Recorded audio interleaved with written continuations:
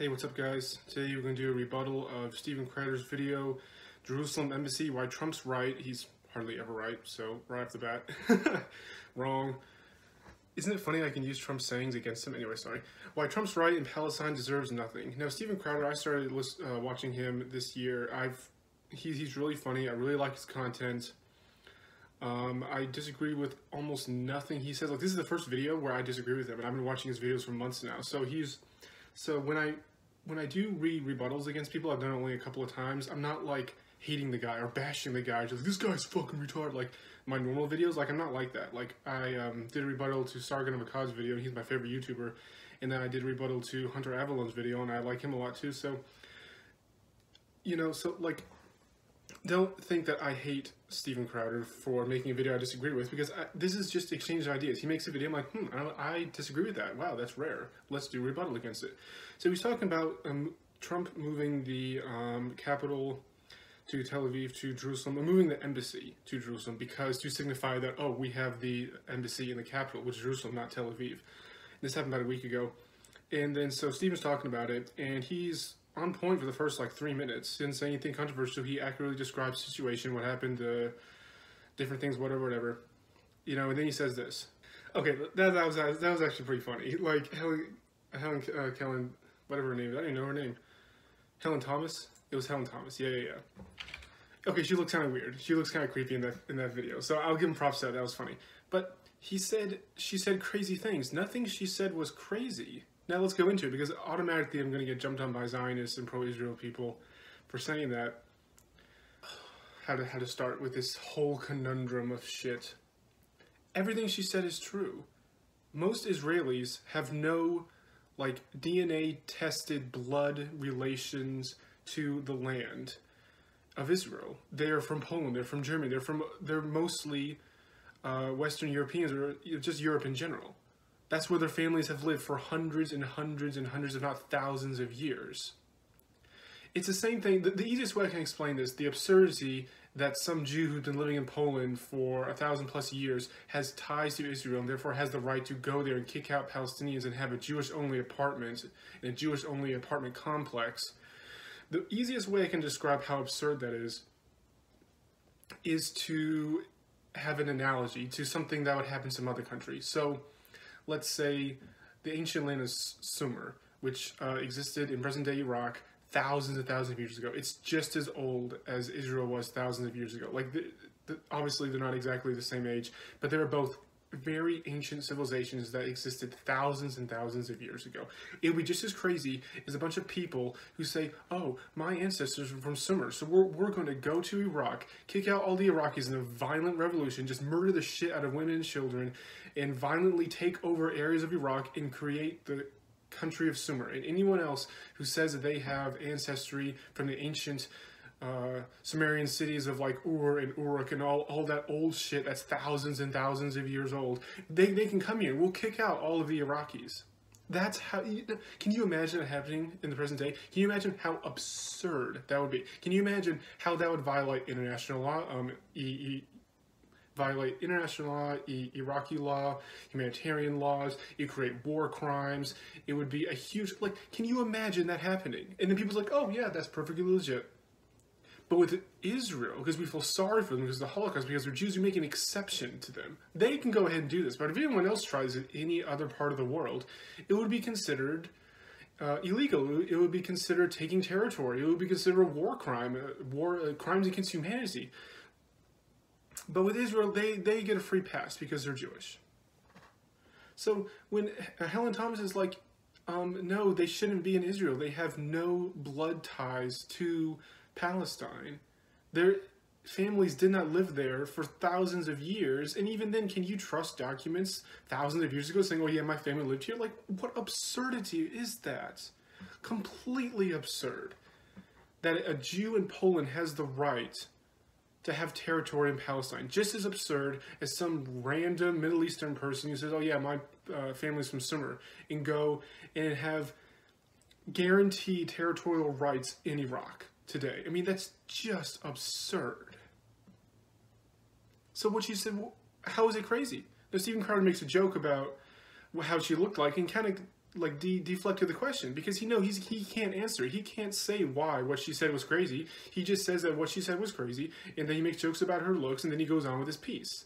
That's kind of disingenuous, Stephen. I expected better from you because usually you're pretty on par with your criticism of people and how you like roast the shit out of people. You're usually pretty good, but this one you kind of like dropped the ball on that one. Yeah, what were we going to say? I don't think any of the presidents had the stones to do it. I mean, what are we hoping is going to happen in the meantime? Are they hoping to pacify people enough? You'll send them back to their home. I mean, why don't you have the balls to move the Capitol there, or at least to move the embassy there, like Donald Trump did? What do you expect to happen? What they're claiming now is they're mad because they're saying that moving Jerusalem to the capital, because the Palestinians want it, and if we're talking about two-state solution, that we remove a bargaining chip for peace. Okay, so Stephen does bring up a good point that presidents for decades now have been saying they want to move the embassy to Jerusalem, and none of them actually done it, and now Trump is the first one who actually do it. So that is a legit point, that lots of presidents talk smack and talk a big hullabaloo and talk big about what they're going to do, but they don't actually do it, and Donald Trump actually did it. Fair point. But what he's saying is that, oh, by moving it, it removes a bargaining chip, and why do we want to bargain with the Palestinians? Well, the problem is that in the UN agreements that both Israelis and Palestinians signed, it says that the capital should be determined by both parties in negotiations, and one side can't decide it unilaterally. That's the problem. So Stephen earlier in the bit said that, oh, the UN created Israel, so therefore it's legit. So he sides with the UN whenever it's convenient for him. But then when the UN says, yo, the Palestinians and Israelis have to determine the capital and their negotiations between themselves, like it's to be determined. One side can't say, I want this, and the other one has no say in it. It has to be determined with talks. The UN says that, and he's just like, yeah, whatever. That shouldn't be a bargaining chip. He does listen to the UN whenever it's inconvenient for him, but when it is convenient for him, he sides with the UN, and that's a double standard. Again, that's disingenuous. Now, that doesn't mean he has to agree with every single thing the UN said or disagree with everything the UN said, because the UN, like you never agree with one entity or one person all the time. That's all I'm saying. What I'm saying is you can't use the excuse, oh, the UN said that, therefore it's true and it should happen. You can't say that 1 minute and then 3 minutes later saying, well, the UN said this thing should happen, but I don't care about it. Like we did when we pulled out of the Iran nuclear deal and they immediately started burning the American flag, chanting death to America, and pissing themselves, forgetting who they were for a few minutes from the carbon monoxide poisoning. It doesn't make sense. It doesn't make sense for Israel to honor Palestine with anything. No, we're at a point. It's like Marvin Gaye dropping a Father's Day album. What happens? It's nonsensical. What typically happens when you appease a bully? You just give them time to do their bullying. Well, hold on a second. Here's the thing. Before we get into the analogies, we need to get into the history, because a lot of people just say, well, Israel's a bully. So to review the history, after the Holocaust, the Jewish state of Israel became internationally recognized by the UN. Okay? Established as a nation in 1948. So the UN, who now might as well be called the Anti-Israel League, you started this. Okay? Well, technically, you guys started it, some computer, and the UN was just like, okay, yeah. Let's get back to the facts here. So that was how it was 1947, all right? Then it was immediately attacked by all the neighboring Arab nations who wanted to wipe them off the face of the earth. Surprise. He acts like this is like mind-blowing or like really mean or because of anti-Semitism, because of hatred of Jews. I mean, like, can you, again, going back to my analogy, can you imagine the Iraqis just sitting there like, yeah, we're just going to have a huge piece of our territories taken away by all these people who claim they're Sumerians, and we shouldn't do anything about it, otherwise we'll be accused of being racist. Like, what other expectation would you expect from these neighboring nations when these bunch of foreigners come over here and then just start massacring people, saying, yeah, this is our country now? Like, he acts like this is a bad thing. Like, this is not the logical response that any other nation would do. Like, can you imagine Mexico just saying, yo, we owned the southern part of Texas for hundreds and hundreds of years, you know, way longer than the U.S. did, so we're just going to take over, like, San Antonio and all that southern part, and you can't do anything about it, otherwise you're racist. And, like, imagine this in any other situation. But this exposes double standard, a double standard of Americans and pro-Israelis in general. Spoiler alert, Israel won. Then, again, in 1967, Egypt, Syria, and Jordan tried to wipe Israel off the face of the map with the Six-Day War. I say the Six-Day War because on the seventh day, the Jews rested from kicking so much Arab ass. So it's hard to lose bargaining chips with these nations when all they want is the complete and total destruction of Israel. That's oversimplifying the situation, and he knows that. To say that all Arab nations want to wipe Israel off the face of the earth is incorrect. Some of them do. There are a lot of Arabs who do. Don't get me wrong. Do not twist my words out of context. These people They're so set in their minds, and simply saying that sends them into a frenzy. There are plenty of Arabs, plenty of Arab nations who do not want to wipe them off the face of the earth. Jordan has a security agreement with the Israelis against the Palestinians. Why would Jordan want to wipe off Israel off the face of the map when they have a security agreement with them? Like, it makes absolutely no sense. You're oversimplifying. You're saying, you pointed to a bunch of Arabs who say death to Israel. You're like, oh yeah, all Arabs want to wipe Israel off the face of the map. Oversimplifying the situation to fit your narrative.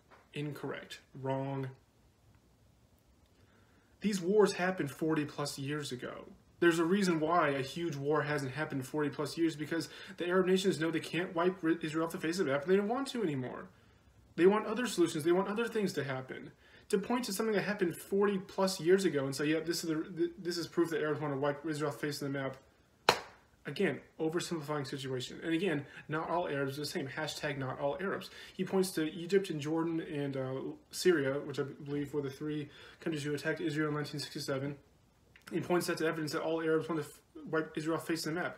Well, you know, there are like more than 24 Arab nations. If all of them wanted to wipe off Israel off the face of the map, then why haven't all of them tried to invade? No, 3 did. 40 plus years ago, and that's your reasoning for all Arabs want to wipe Israel off the face of the map. Like, it is so oversimplifying the situation that the situation he's describing doesn't exist. Right? And when I say that, I know you're saying, hold on a second, why are you... That's hyperbolic. No, actually, it's in Hamas's original charter. Direct quote, Israel will exist and will continue to exist until Islam will obliterate it, just as it obliterated others before it. That is one Palestinian militia charter and there are dozens of Palestinian militias, and that is just one, not even a country, because Palestine isn't even a country, that is just one militia of dozens of militias of one territory, of one Arab territory. Like, just... Are you kidding me, Stephen? Are you kidding me with this crap? And then it also says there is no solution for the Palestinian question except through jihad. Initiatives, proposals, and international conferences are all a waste of time and vain endeavors. By the way, Hamas was democratically elected, mind you, in Palestine. So that's important to note. It's like looking back in Sodom and Gomorrah, how many innocent people at this point? Well, you kind of did elect the people who said, if you elect me, I'll wipe out the Jews. And by the way, it's not like option number 2 was Ronald Reagan or even Barack Obama. No. They just had a different way about wiping out the Jews. But of course, it's Hamas-ruled Palestine that the media sees as the victim.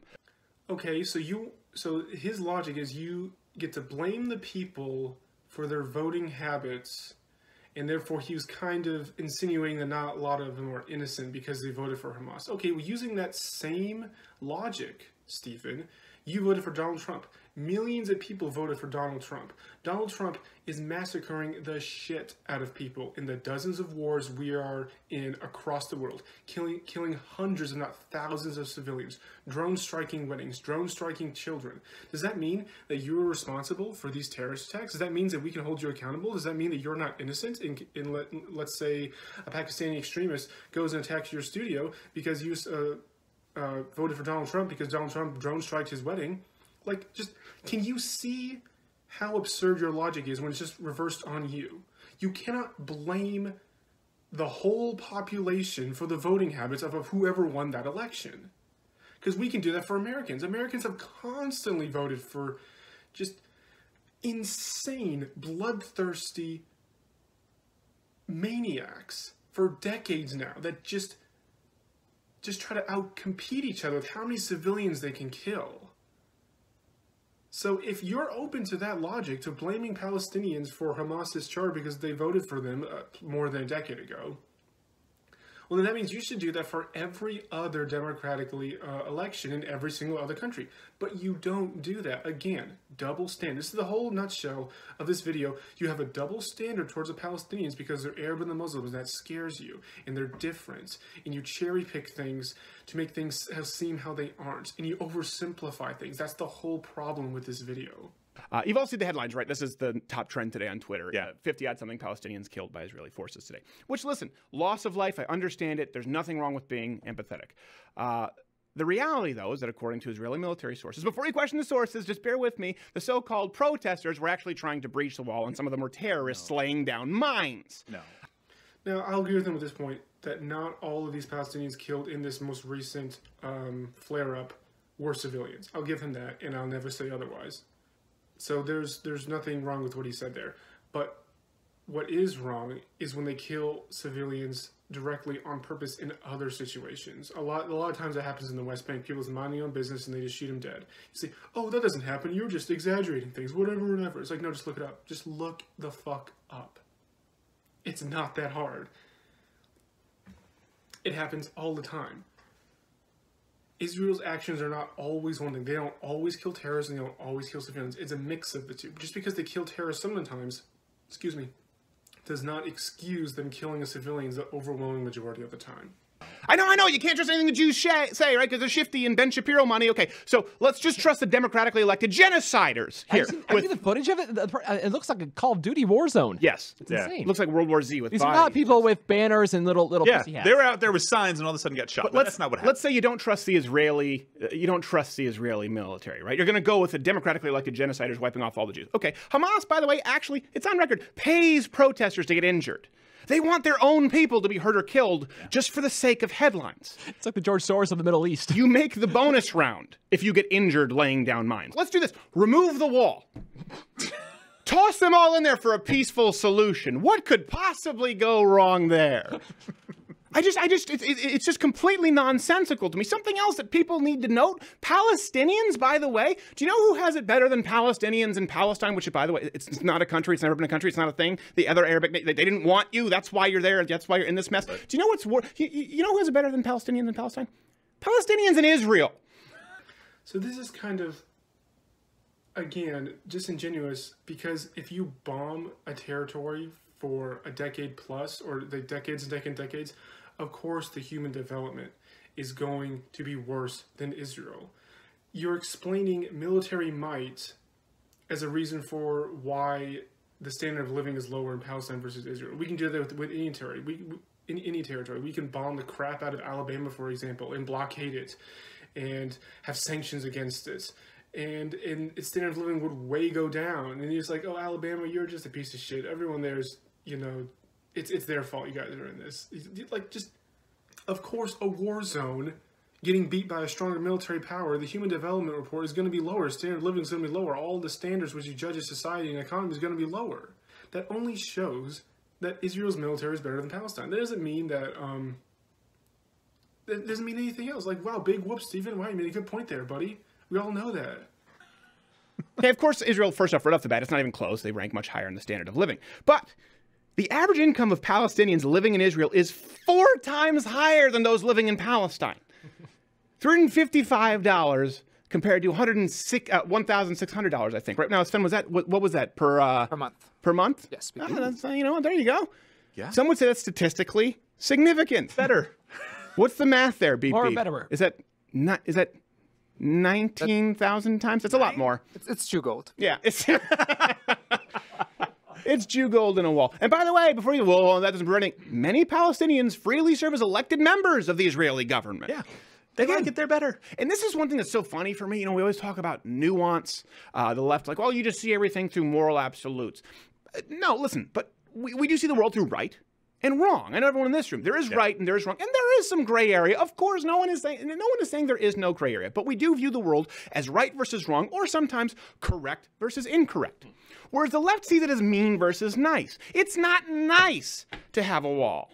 It's mean to have 3-hour pat-downs at the airport. It's not nice when you have a more powerful military to use it effectively to protect your borders. Israel, they have a better GDP, better military, way beyond the capacity of surrounding nations. So it's not nice for them to protect mean and nice are not synonyms for Right. moral and immoral. It's no comparison. It's not nice to blow away Palestinians when they're trying to breach your wall. Just like I can see his point that some liberals have this view of mean versus nice, but that's not my criticism of this video and in Israel in general. What I'm saying is Israel has no right to defend its borders because its borders were gained illegally. The nation that the UN said that Israel can create in 1947 never existed. They created it by ethnically cleansing the Arabs off the land so they can build their Jewish-only apartments and have their Jewish-only society through a very bloody war. And then they conquered even more territory, which is not recognized by international law. International law says you cannot gain territory through a war. Even if you didn't start it. There's no phrase in the UN. Again, he referenced the UN as being legit. Like, you create Israel, this is your problem. Someone can attack you, and then you attack back, and then you conquer territory from them and then keep it. When we defeated Germany and Japan in World War II, we didn't take over Berlin and the Japanese islands. No, we occupied it for a while. We made sure that the government was good, and then we left it to them. We don't occupy Berlin. Berlin in Germany is not U.S. territory. Now, that would be illegal, but that's what Israel did. Like, so here's a perfect example. Japan attacks us, we beat them, and make sure the government doesn't piss us off again, doesn't attack us again, then we leave. Yeah, we still have troops there, but we don't own the territory. It's not U.S. territory. The Arab nations attacked Israel in 1967. Israel beat them back and then conquered territory and kept that territory to this day. That's the illegal part. That's why they don't have the right to defend their borders. This is the whole problem. This is not mean versus nice. This is, like you said, correct and incorrect. It is wrong to defend borders that you illegally gained, that you gained in opposition to international law. That's the whole problem I have with this. That's why I don't have a problem with Palestinians attacking these borders and trying to cross it, because Israel doesn't own that territory. That's just like if the Iraqis kicked out of Baghdad by the Sumerians, going back to my example, who took over this mystical city and want to rebuild the nation of Sumer from 3,000 years ago. If they attacked back, they would be perfectly justified in doing that. It's not nice to shoot a home invader. Couldn't you have shot him in the leg? And here's the thing. Maybe some of those Palestinians just were trying to get in. Maybe they just wanted to see some tourist destinations. Maybe they wanted to go some holy spots. Maybe some of them were putting in landmines. Maybe the guy's sneaking into my house at 2 a.m. because he wants to make himself a sandwich. Maybe he wants to rape my wife. So when you're just dealing with, it's not nice to shoot him versus, is it right to shoot a home intruder in the middle of the night? It's certainly morally acceptable. So we're going to wrap this up because I've been going for 20 plus minutes, and again, when he makes the same points over and over again, I don't want to repeat myself with the same criticism. So he equates Palestinians invading the Israeli border, he equates that with a home invader. Again, false equivalency, disingenuous. That parallel he is describing is completely reversed. It's Palestine who owned the house, minding their own business, had nothing to do with World War II. They didn't have the Holocaust and wipe out millions of Jews. No, they're just minding their own fucking business in Palestine. And Israel says, okay, we have this right to this land because of what happened in the Holocaust, and this is a mystical right that we have 3,000 years ago by some old book called the Bible. So we're going to invade your country, kick out a bunch of you, keep some of you, because Israel's 20% Arab still, kick out a bunch of you, and then make this Jewish-only society where there are different laws for Jews versus Arabs. There's a different judicial system for Jews versus Arabs. And there's different laws pertaining to different Jews versus Arabs. And Arabs are second-class citizens. Oh, but you have a good standard of living, so you can't complain about it. As Stephen pointed out, oh, the standard of living is so much higher in Israel. Okay, but that doesn't change the fact that there is an apartheid system in Israel with Arabs. It doesn't change anything. Your statement saying that their GDP, that their standard of living is higher in Israel versus Palestine, does not negate the fact at all that Arabs are second-class citizens, don't have as much rights as Jews in Israel. There's a separate judicial system for Jews versus Arabs in Israel. So that doesn't mean anything. His equivalency is completely incorrect. So going back to it, Israel kicks Palestine out of his house, owns the house, then Palestine tries to get back in, and Israel's like, you are a home invader. I have the right to shoot you. I have the right to defend my borders. No, that doesn't work that way. That completely does not work that way.